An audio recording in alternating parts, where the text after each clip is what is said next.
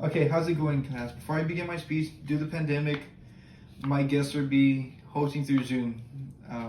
Let them introduce themselves. Hi, my name is Kiana Levine. I'm 19 and I go to Northwest Vista. My name is Adriana Levine. I'm 27 and I go to UTSA. I'm Eva. I'm 29 and I go to Northwest Vista. Okay, now that you know my audience, now to begin. The beach. What's the first thing most of y'all think about when you think about the beach? You know, most of it's barbecuing, playing volleyball, going for a swim, having some drinks, and just enjoying it. We're from Texas. The beach is 3 hours away. It's not a far drive, and us Texans really love our beaches. As you can see here, here's some pictures. Barbecuing, get-togethers, just family spending time together. We have 2 kids. We love spending time together at the beach. But what we don't know is the pollutions that we're actually causing to the beach and the ocean in general. These are just a few images to depict what's really happening in the ocean. As you can see, the ocean's being filled with plastic. A lot of it's single-use plastic, stuff that's caused by us, and we might not even intend it. These are the effects it has on some of the animals that live in the ocean, the marine life. As you see, a whale washed up, a mouth full of plastic. A turtle trapped in a net. Other animals trapped in plastic bottles that we throw in the oceans. These are all the harms that we're doing, and we don't even realize it. In case you're wondering, well, how much plastic is getting into the ocean? According to IUCN.org, 300 million tons is produced a year. Out of that 300 million that's produced, 8 million of it's getting thrown into the oceans, thus harming 700 species of marine life. So that just gives you a broad idea of just how much is going into oceans just a year. Now I know some of you are barely hearing about this for the first time, or maybe this seems recent to you, like it might not be a big deal. You're probably wondering, well, how long has this even been a problem? Well, according to the Britannica.org, plastic pollution was first noticed during a plankton research. They were trying to research plankton, and that's when they discovered in the late 1960s to early 1970s that plastic, it takes thousands of years to dissolve. And this whole time it's been building up, and it took them a while to catch it, but when they did, we've known about it for a while. This isn't something new. Now we know the effects it has on the ocean, how it's polluting it. We know the effects it has on marine life. But some of us might be wondering, how does this affect us as humans? Does this harm us? Well, if you think about the circle of life, like I just stated, plastic takes 1,000 years to decompose. That's just one piece of single-use plastic.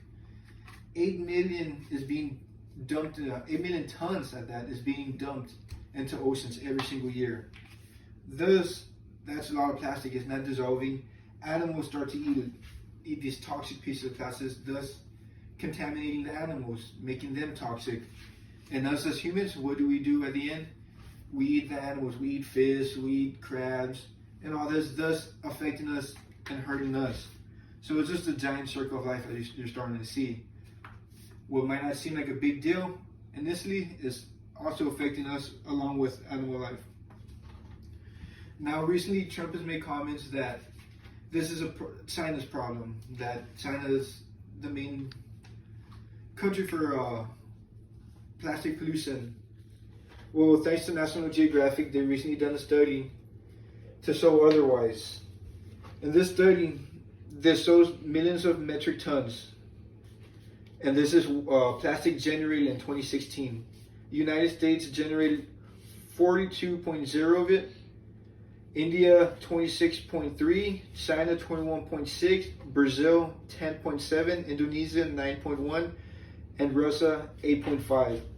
So the whole concept of blaming one country more than the other, we're not really allowed to do that, because as you see, we're doing it just as much as anyone else. And this ain't so much the finger point, but this is just to give everyone an idea that we all have a fight in this. We all have a part in this, and if we all work together, this is something that we can fix. Now, some of you are wondering, well, what can I do? How can I make a change?